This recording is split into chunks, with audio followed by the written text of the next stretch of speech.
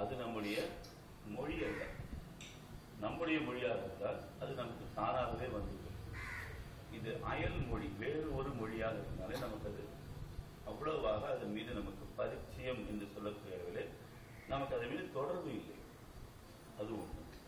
இரண்டாவது, அதை படிப்பதற்கு ஜாதி தடை என்று ஒரு இவர்கள் தான் படிக்கலாம், மற்றவர்கள் படிக்கக்கூடாது என்கிற ஒரு தடை இருக்கு. அப்ப சொல்லித்தரது யாருன்னா ஆண்டுக்கான இல்லை, மற்ற ஜாதிக்காரர்கள் படிப்பதற்கு அதிலே வழி இல்லை. அது ஒரு பெரிய தடை. அதே போல ஆண்கள் தான் படிக்கலாம், பெண்கள் படிக்கக்கூடாது, அப்படி ஒரு தடை அதுக்குள்ள மாட்டிட்டு. அதுக்கப்புறம் பாத்தீங்கன்னா ஒரு காலத்தடை, இந்த காலத்துலதான் இதை படிக்கலாம், அந்த காலத்துல தான் படிக்கலாம் அப்படின்னு அதுக்கு ஒரு காலத்தடை. இத்தனை தடைகள், இந்த தடைகளை எல்லாம் தகர்த்தெறிந்திருக்கிறார்கள் ஆழ்வார். இந்த தடைகள் எல்லாம் தகர்த்தெறிந்து விட்டு, இதெல்லாம் உன்னுடைய மொழியை படிச்சா தான் எனக்கு இது பிரச்சனை, எங்க வீட்டு மொழியில படிச்ச நீ ஒண்ணும் சொல்ல முடியாது. உங்ககிட்ட நான் இது பண்ணி கேட்கும் போது நீ இப்படி பண்ணோம் அப்படி பண்ணோம் நீ கேட்கணும்னு சொல்ல முடியும். ஆனா எங்க வீட்டு மொழியை நான் சொல்லும் போது யாரும் சொல்ல முடியாது. தமிழுக்கென்றே ஒரு வேதத்தை ஆழ்வார்கள் உருவாக்கினார். அவை இதுதான் தமிழ் வேதம் என்று நாம் அவை இதற்கு நம்ம ஆழ்வார் தலைவராக இருக்கிறார். வேதம் தமிழ் செய்த மாறன் என்று அவருக்கு பெயர்.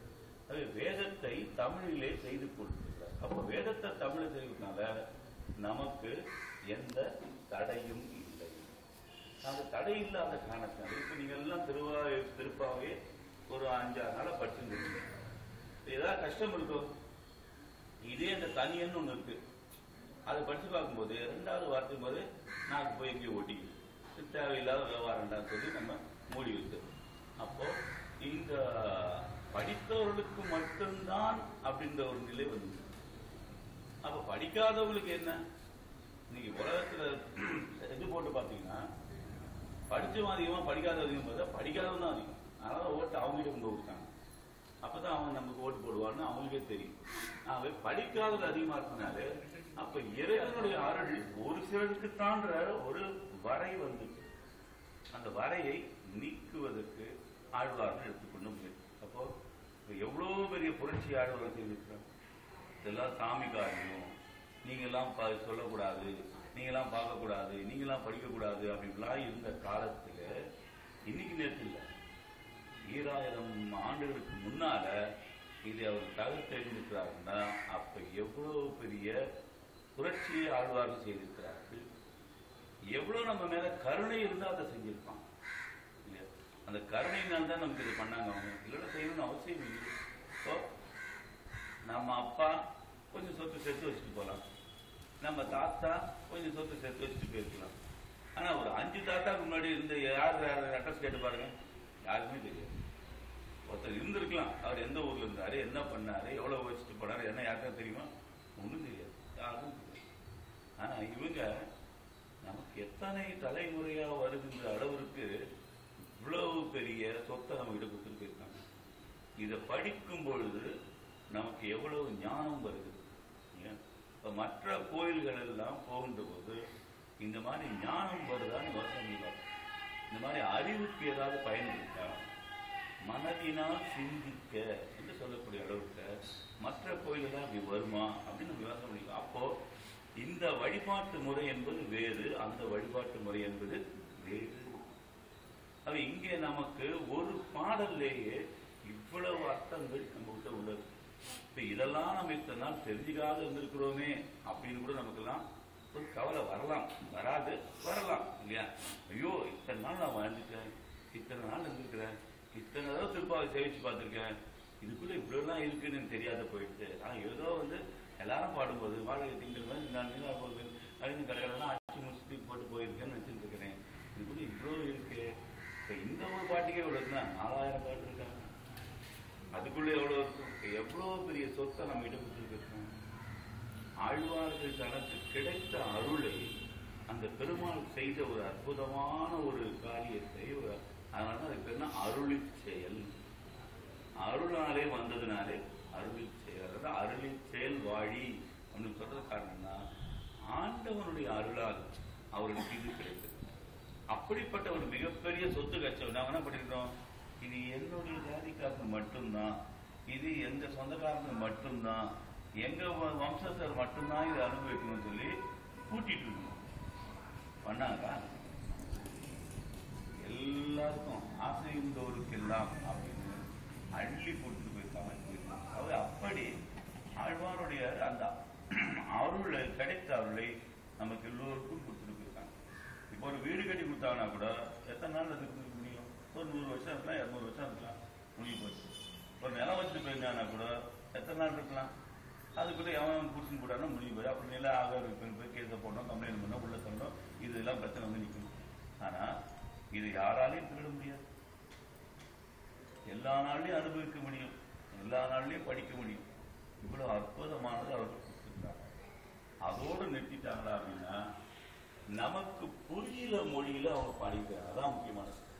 இந்த தமிழ் இன்னைக்கு கூட இன்னைக்கு படிக்க தமிழ் மாதிரி தான் இருக்கு தவிர அந்த காலத்து தமிழ் மாதிரி இல்லையே. நீங்க வேணா பார்த்து பாருங்க, சில பாடல்கள் தங்க பாடல்கள் எல்லாம் படிச்சினாங்க, 2வது லைன் படிக்கிறது கஷ்டமா இருக்கு. இது என்னடா சொல்லியிருக்கான், ஒன்றும் புரிய மாட்டேங்குது அப்படின்னு. இப்ப நம்ம ஒரு தடவை படிச்சா ஒரு அர்த்தம் தெரியும், 2 தடவை படிச்சா இன்னொரு அர்த்தம் தெரியும். அப்படி ஒரு தடவையும் படிக்க படிக்க படிக்க அர்த்தம் ஊறிக்கிட்டே வருது. அந்த அளவுக்கு படித்தாங்க. இதுல முக்கியமா ஆழ்வார்கள் செய்த இன்னொரு கருணை என்னன்னா, மக்கள் மொழியிலே அவர்கள் இதை பாடிக்கிறார்கள். இதை அவர்கள் மக்கள் மொழியிலே பாடிக்கிறார்கள்.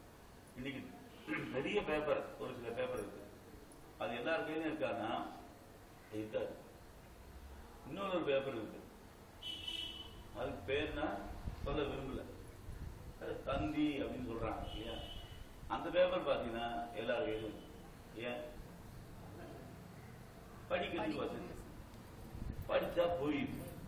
மற்ற பேப்பர்லாம் படிச்சா புரியவும் இல்லை, என்ன சொல்லிருக்காலும் தெரியல. இது எல்லாருக்கும் தெரியுது. அப்ப அதுல அவன் என்ன பண்ணிருக்கிறான், மக்களுக்கு புரியுற மாதிரி போட்டான். எப்படி போட்டான்? சதக் சதக் என்று குத்தினான். அந்த சதக்கு என்னடா அர்த்தம் தெரியாது, புரியுதா? புரியுது. ஆக புரிகிற மொழி வேற, சாதாரண மொழி வேற. புரிகின்ற மொழியிலே கூறியதுனாலே இந்த சில பத்திரிகைகள் பிரபலமாக இருக்கிறது. புரியாத மொழியில சொல்லிட்டதுனால அதை யாரும் தொடர்ந்து இல்லை, முடிவு. இதைத்தான் ஆழ்வார்கள் கையாளுறாங்க. ஆழ்வார்கள் கையாண்டதைத்தான் இவங்க கையாளுறாங்க. ஆகவே நமக்கு ஆழ்வார்கள் அறிந்தது மிகப்பெரிய ஒரு சிறப்பு. இன்றைய தினம் நாம் அப்படிப்பட்ட ஒரு பாடலை சேவிப்பதற்காக முற்படுகின்றோம். உங்க எல்லாரையும் கொஞ்சம் காலையில வாங்கன்னு சொல்லி கஷ்டப்பட்டுட்டார் இல்லையா? ஆனா ஆண்டாள் இந்த பாடலை 3 மணிக்கு காலையில பாடிக்கிறாங்க. இந்த திருப்பாவை நடந்த நேரமே பார்த்தீங்கன்னா காலை 3 மணி முதல் 4 மணிக்குள்ள 1 ஹவர்ல வியாபாரம் முடிஞ்சு போச்சு. நம்ம தான் ஒரு மாசம் ஃபுல்லா எடுத்துன்னு போறோம், அவ்வளவுதான். ஆனா திருப்பாவை நடந்த நேரம் பாத்தீங்கன்னா 3 மணிக்கு ஆரம்பிச்சு 4 மணிக்குள்ள முடிஞ்சிச்சு. அப்பதான் முடிஞ்சு. ஆண்டாள் என்ன டைம்ன்றது பின்னாடி சொல்ல போறாங்க. முதல்ல மாசம் வருஷம் சொன்னா, மாசம் சொன்னா, பட்டம் சொன்னா, நாள் சொல்லிட்டா. இன்னும் டைம் சொல்லல. டைம் கடைசி பாட்டு சொல்ல போறா, முடிக்கும் போது சொல்ல போறா. ஏன்னா 1 ஹவர் முடிஞ்சு போச்சு கதை இருந்தாங்க, கடைசியில சொல்லி முடிக்க போறா. அப்ப அந்த மாதிரி இங்கதான் இப்படியான்னு பார்த்தோம்னா, திருமலையில போனோம்னா 24 மணி நேரம் டைம் என்னன்னே தெரியல. அந்த மாதிரி ஓடிட்டு இருக்கு வேலை பாட்டுக்கு. எப்போ யார் உள்ள போய் சேர்த்தாங்க, எப்போ யார் வெளில வந்தாங்க, என்ன பண்ணாங்க ஒன்றும் தெரியல. அந்த மாதிரி அங்க காலத்துக்கு எந்த விதமான நிலையும் இல்லாமல் ஓடிட்டு இருக்கு. அடியனை கான்பூர்ல கூப்பிட்டு இருந்தாங்க. கான்பூர்ல ஒரு பெருமாள் கோயில் இருக்கு. ஒருத்தருக்கும் தமிழ் தெரியாது, ஒருத்தருக்கும் தமிழ் தெரியாது. அழகா எல்லாரும் திருப்பாவை செய்கிறாங்க. அப்படியே நம்ம பெருமாள் கோயில் மெட்ராஸ்ல எப்படி இருக்குமோ அதே மாதிரி கோயில் அவங்க நடத்துறாங்க.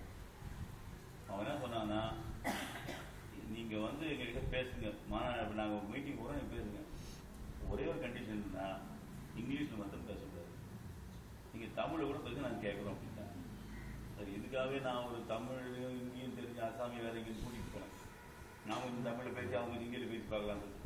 அப்புறம் அவங்க பேசுறது கஷ்டப்பட்டு இருந்தாங்க. நானே எனக்கு தெரிஞ்சு ஹிந்தியில பேசுறது சொல்லிட்டு அவங்க தள்ளி பார்த்துட்டு நான் பேசி முடிச்சுட்டு வந்துட்டேன். அந்த கோவில்ல கருட சேவைக்கு அடியை கூப்பிட்டு இருந்தாங்க. இன்னைக்கு ஒரு பறவை பாட்டு தான் பார்க்க போறோம். அந்த கருட சேவை சொல்றது ஒன்றும் தப்பு இல்லை. அந்த